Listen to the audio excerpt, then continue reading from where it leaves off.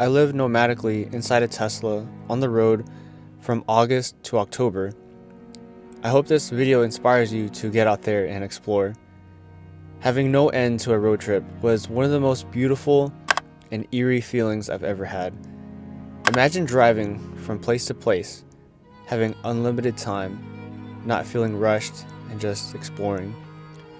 After a while, the landscapes all started to kind of feel the same.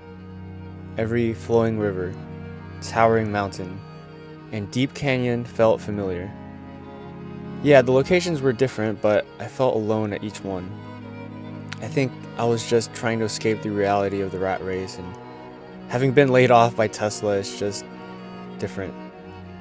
Catching each sunrise and sunset on your own time, and I've seen what many others will never get to see in their entire lifetime. And for that, I am truly grateful to have had this opportunity. As Marcus Aurelius wrote, "When you arise in the morning, think of what a precious privilege it is to be alive, to breathe, to think, to enjoy, to love." And in the quote "Into the Wild" by Christopher McCandless, happiness is only real when shared.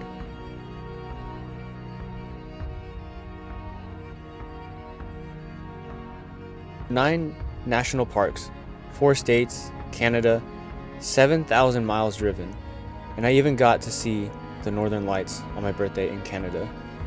When I arrived in Zion National Park, Utah, I immediately felt the loneliness of the nomadic lifestyle. I was so thrilled and excited to have quit my job and now start to travel the US on my own time. I left the quote-unquote matrix and having a physical job, and I was doing YouTube full-time and making a living off of it, enough to sustain my lifestyle from the ad revenue. I found out slowly that every hike I made it to felt the same. Some days I wouldn't even know what day it was, and the scariest part was not talking to a single physical soul days at a time.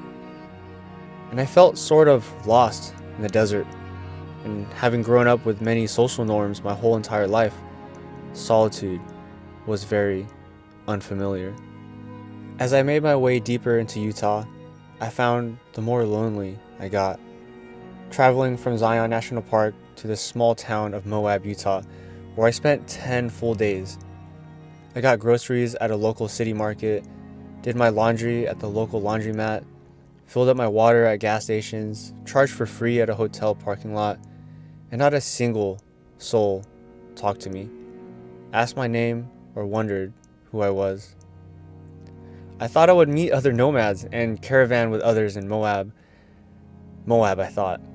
The city of van dwellers and RVers. I would go to this tiny bookstore in the downtown area of Moab many times and just read up on van life and other people's nomadic stories on how they developed. I then explored Arches National Park and seen the towering mesas as I drove into the desert. The hikes were scorching hot as the heat brought in around 100-degree weather, and again, hiked the trails, and only one elder couple stopped to say hi, and we talked about camera gear, but we went our separate ways, and it's hard to meet and find friends on the road trip. After that, I went to Canyonlands, where I saw the craziest sunrise of my entire life. The canyon stretched as far as the eyes could see, and I sat there in awe and just wrote in my journal. The glow of the sunrise created this beam of light onto the canyon, and I was at a loss for words. This was one of my most favorite national parks because of the endless canyons, and I mean, who wouldn't want to see a giant crack in the earth? It made me feel like I was on Mars. So after staying in Moab for 10 days, I felt like it was time to drive to a different place. And I found that I got anxious to keep traveling to the next place and see a different landscape. I thought that escaping to a different place meant that I could find friends too. So I went to travel to Wyoming, to the Grand Tetons. When I arrived in the Tetons, I saw the mountain ranges towering over me, and I just stopped multiple times at the pullouts and just wrote in my journal. Watching the sunset on the mountains made me feel like relaxed and at ease. One day I was scrolling through Instagram and I was actually direct messaging people to see if they wanted to hang out in the area. And I was frustrated with not talking to anyone the whole trip up to this point. I felt like I was messaging people from outer space and that my messages were just drifting away in space. Just old faded attempts in trying to find a friend. After many times and tries, I finally found one person that reached out back to me. He had about 34,000 followers on Instagram, and I thought he would be too famous to reply back. And I asked him if there were any camping spots in the area, and he gave me exact coordinates for where to go. And so I went there, set up camp, and he actually pulled up to the spot, so I was super surprised. So I managed to meet one van life friend, and his name was Sebastian in Wyoming. And when I met him, it was probably the most fun I had on the road trip, and I'm very thankful to have crossed paths with him. We hung out at turnouts, uploaded videos using my Starlink, and just talked about content creation. I had a chance to hang out with him in his van and explore Wyoming in a different perspective. It felt like I was not alone finally.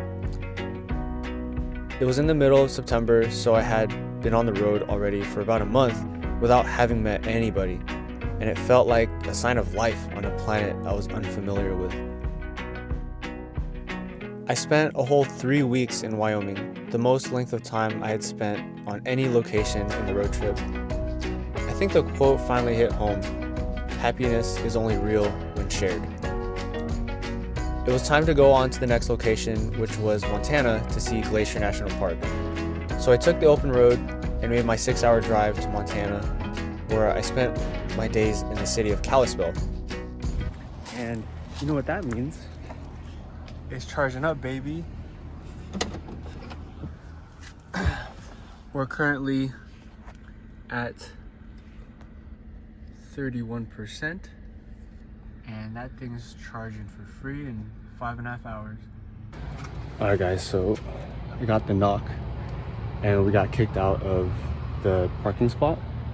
I could probably no longer charge here anymore, so sucks because it's a free charger and stuff, and kind of bummed out. Yeah, he knocked on the window. It's currently 5 a.m.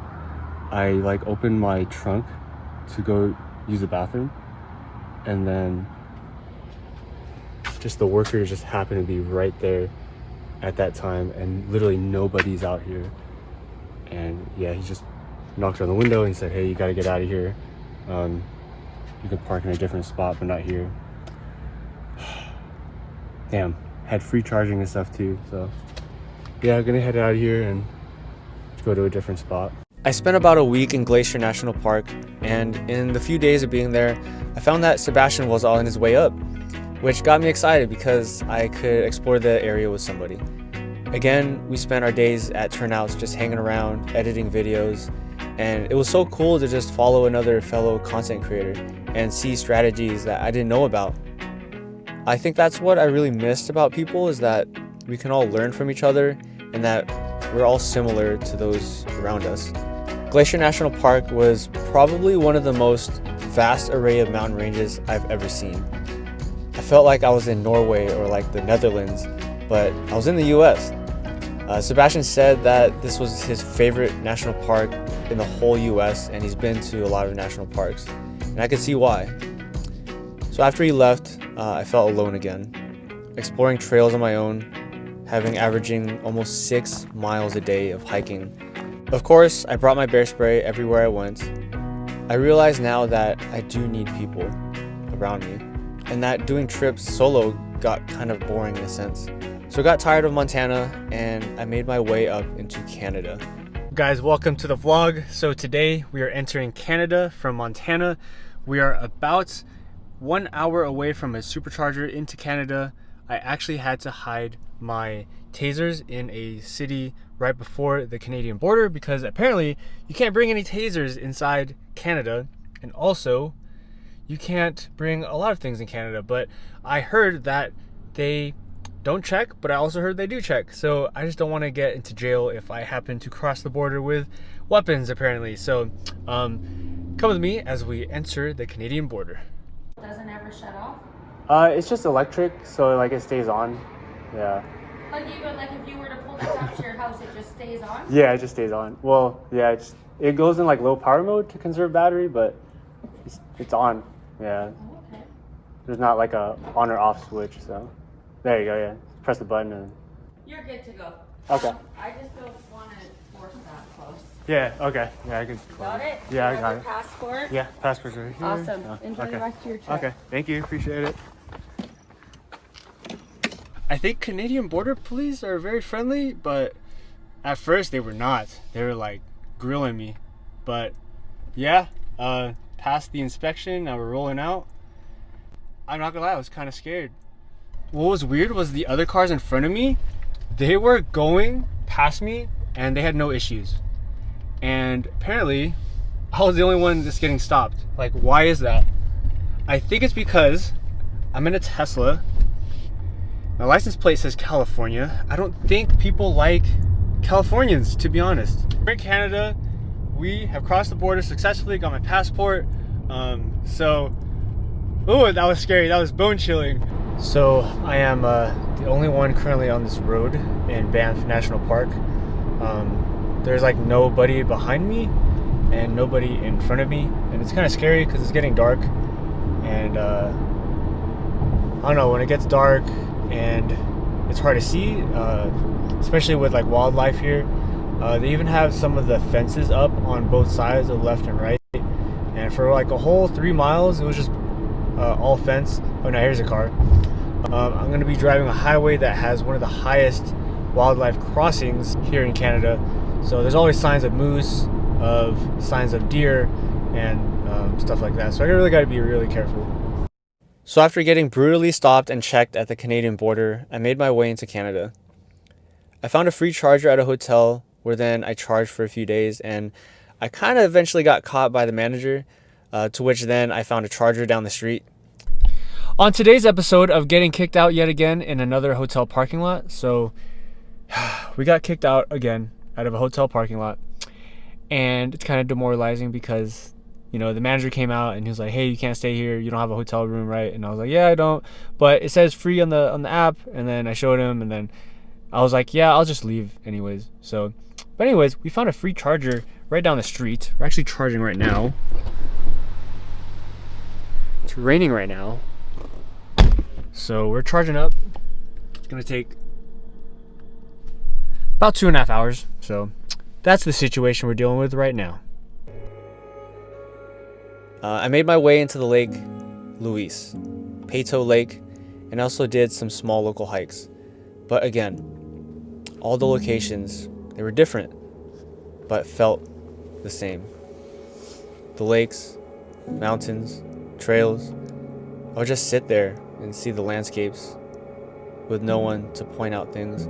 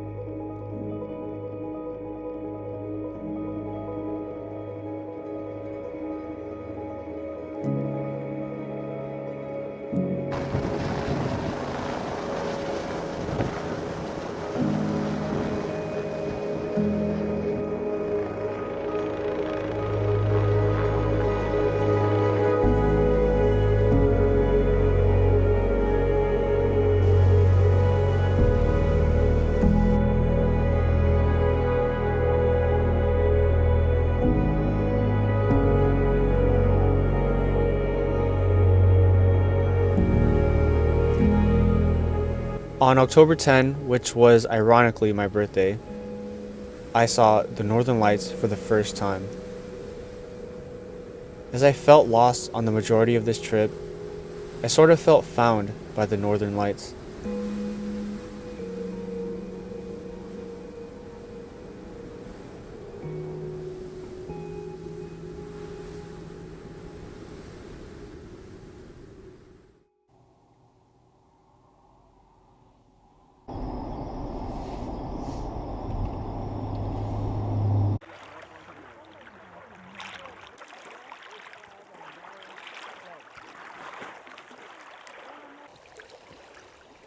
Okay guys, so we are at Peyto Lake over here in Canada, near Banff. This is actually in the National Park of Jasper.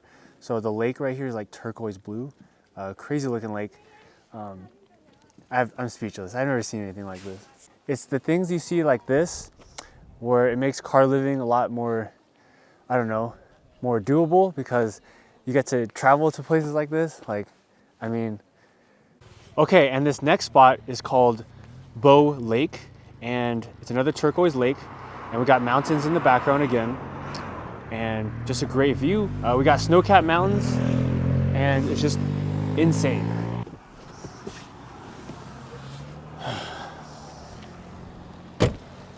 Hey guys, welcome to the video. I'm inside Canada right now. I'm in Banff, Alberta, and I wanted to talk to you guys a little bit of how I'm feeling lately about loneliness. So I didn't quite understand loneliness until I actually opened up about it a few videos ago. So I've been on the road now for about a full month, and it's been like a very quiet journey.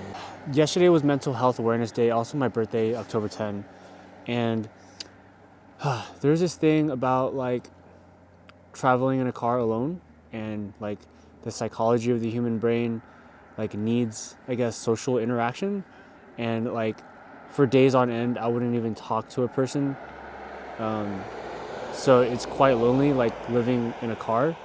Sometimes I do feel like it's like solitary confinement, and it's hard sometimes because like, yeah, I get to see views and stuff and like stuff, places like this, but like I think I'm going crazy sometimes, like not talking to someone for a full like week. You know, in school you're brought up with like elementary school, high school, you do sports, you do clubs. Then you get into college, and then you do the same thing. You do sports, and you have classes, and you have deadlines with people together. And like, you know, when you're entered into the real world, like the career world side, you tend to get away from the friends because of work, right? You work 40 hours. Well, at least, yeah, I did when I was working at Tesla. All those clubs are now gone. All those classes are now gone. And now you just have work. And like, you let go of the friends and social stuff. And I don't know if you guys feel like this way too, but I'm just venting to the camera. Like, I don't know, it's tough to like just exist, as in like without social interaction. I think people need social interaction. I think happiness is only real when shared, kind of thing. Oh man, I've been feeling like super lonely lately. Like, it's like a feeling that comes and goes. Like, look at this. I'm the only person inside this parking lot now, and like, it's just, you could hear a pin drop, and you just hear cars going by, and then when I'm at the tourist spots, all I do is walk, and then like everyone passes by, and then it's kind of like you're just alone. And I don't know, traveling solo it was cool in the beginning and fun, but you know, lately it's been hitting me like, I don't know, like just talking to someone is important. Yeah.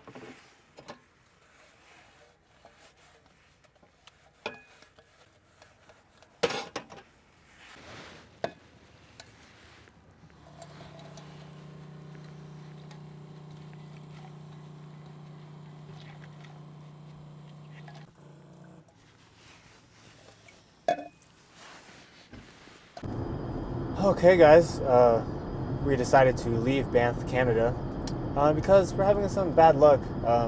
Had a Circle K employee cuss me out because I was washing dishes. Lots of people cutting me off over here. I got kicked out of a hotel parking lot. People cutting me off on the road a lot. Like, I'm going 5 miles per hour over the speed limit. And like, I'm from California and I'm home of the road ragers, and there's a lot of people cutting me off. Like, I was just like, you know what? Canada's probably not for me. I'll probably just leave and then head towards Mount Rainier National Park in Washington. Yo, what's up, guys? So we have the new rental, and I wanted to just vlog to go hiking today. Putting on my car window covers. Got the car right here. The rental, or the car that I have temporarily. Model Y, silver though. Just a side note, I could have stayed inside all day today in the car, but I didn't want to. I wanted to go on a hike. So here we are hiking in Washington in the middle of almost nowhere. There's a charger nearby, but maybe it's an inspiration for you guys. Get outside even if it's raining. I mean, learn to dance in the rain. Have you ever played the game The Last of Us? This is what it looks like.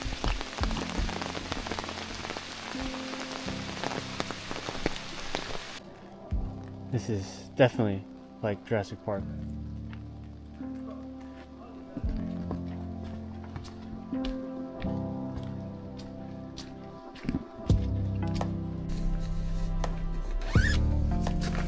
Sprinkling right now, it's not too wet.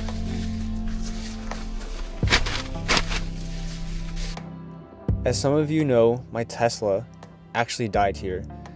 I was driving to Mount Rainier and it stopped being able to charge, where I had to take it into Tesla service to get the entire battery replaced. It took them about 6 days to replace it, which then Tesla gave me a loaner car to drive in the meantime. While I had the loaner car, it rained for 4 days straight, where I didn't get to see the sun, sadly. And it didn't stop me, as I did some hikes locally around the area. I was able to meet up with a fellow car dweller named Joe. And Joe had lived in his SUV, with having only met him from Instagram at Joe Remote. Again, I didn't feel alone, as I met another like-minded individual. Joe was like really chill, and we shared the same perspective of living nomadically.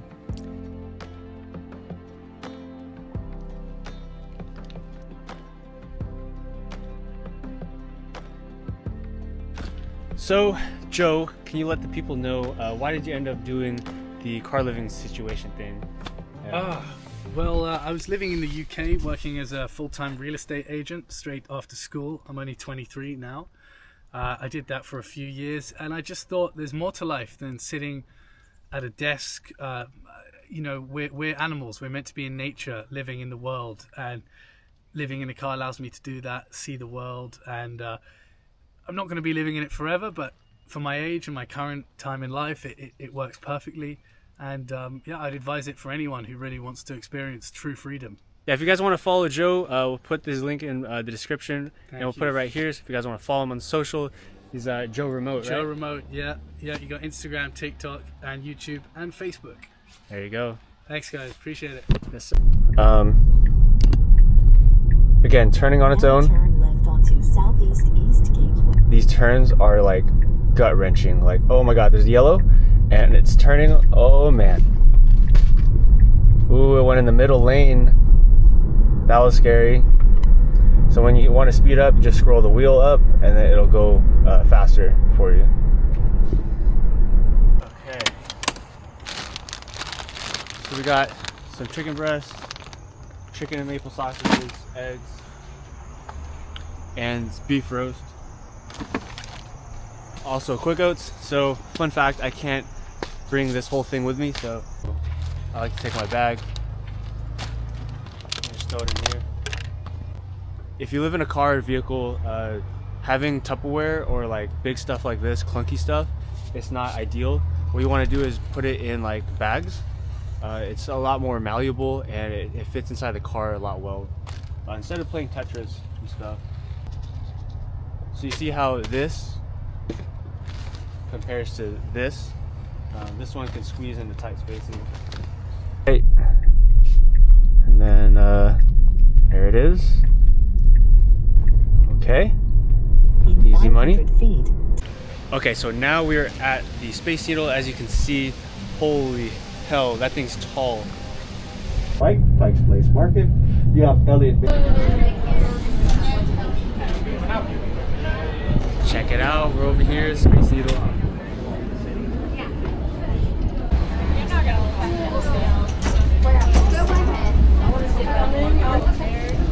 One of the hardest things to vlog in a public environment is the crowds and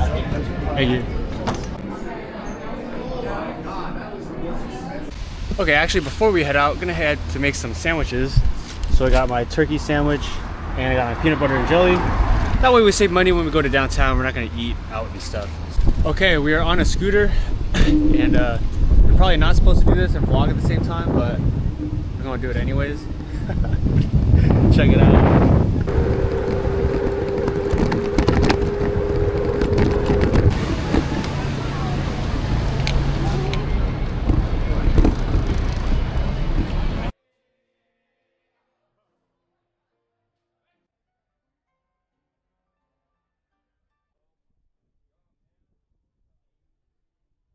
So these tiny shops always remind me of like a third world country, maybe like Bali, Indonesia, maybe like Philippines or something like that. Just walking through the crowds and stuff and seeing the amazing little shops. They got flowers, they got trinkets and stuff that I'm not gonna buy.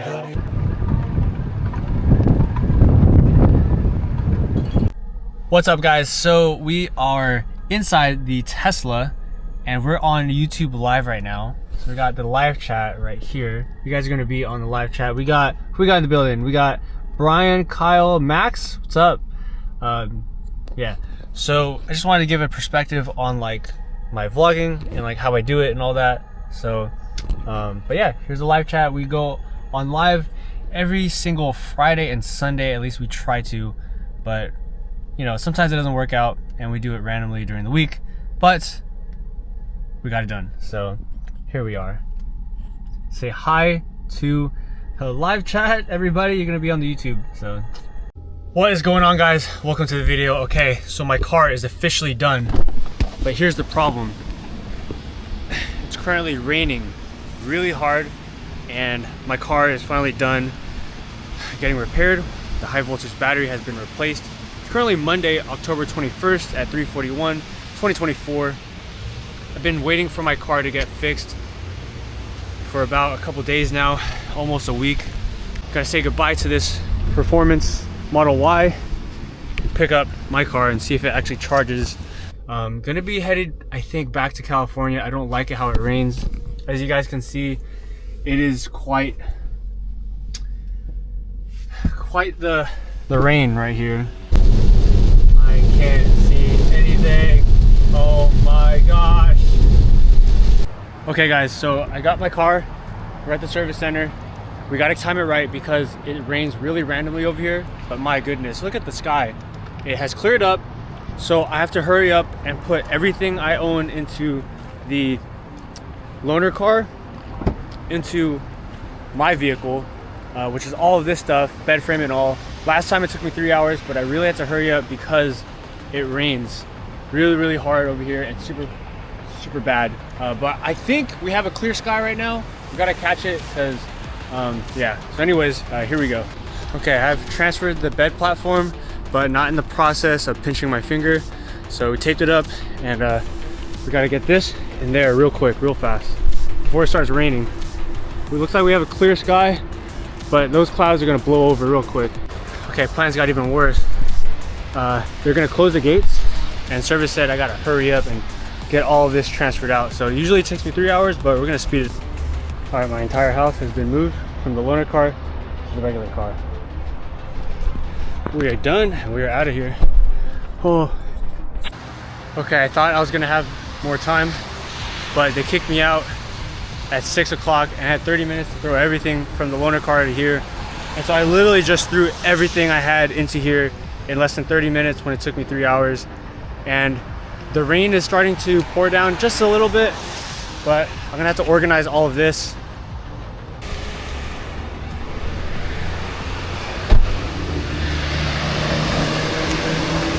This is gonna be a fun one. And my shoelace decided to untie in the middle of all of it. I was like, dude, I'm gonna rush. Are you kidding me? Now it's parked in a puddle. This is great. Okay, it took me a while, but everything is organized now. So literally everything has a place where it needs to be. My backpack's there, camera, all of that. So that's all cleaned up now. Have everything set up to where everything's organized. Everything's in there. Fridge is working. I can't open the fridge. Okay, now I can. Okay, so fridge is good, works. Recently it didn't rain at all, so now get to charge up the car. Okay, so the battery is charging pretty normally. We're cooking up some dinner right now. Chicken nuggets with some rice. Let me show you all what we're working with. So it's charging up 10 minutes. It's gonna be done. It's at 65%. Right now we're at 312 miles per hour and 78 kilowatts, which is what you want. Yeah. Last time I was charging at like 10 kilowatts. It was really bad. Wall Boulevard. Okay, so she charges up. It's completely fine and no problems or issues. And we are at 80%, and we are going to be headed back to California because I don't like this rain. The rain can go away. Okay, so tonight we're parking at a Love's for the very first time. I've never actually parked at a Love's before, but I've seen a lot of reviews on YouTube that it's fine and okay, so alright, we're seeing some luck. We see a lot of car campers. I was kind of homesick at this point, and after getting done with this 2-month road trip, I had time to reflect on my time outside of society. I found that quote that kept popping in my head: happiness is only real when shared. I learned that I really do need people in my life, and every time someone popped in, I felt a little better. Having met Sebastian and Joe gave me life back into living the nomadic lifestyle. And escaping society is kind of good for a while, but not all the time. I think too much of a good thing can be a bad thing. And it changed me as a person. So I've seen so many different things, and I felt like I've lived 1,000 lives already. I mean, some people only dream of going on a 2-month road trip. Most people only get 2 weeks out of the entire year to see the world. I saw deserts, mountains, rivers, skies, animals, all different from where I lived in California and grew up in. So I'm happy to have lived this lifestyle on the road, and it's a core memory that I will never forget. I hope this video kind of inspires you to go out there and explore. Consider subscribing if you haven't already, or give the video a like. Kind of helps out the channel a lot. As always, friends, thank you for being here, and I hope to see you out on the open road.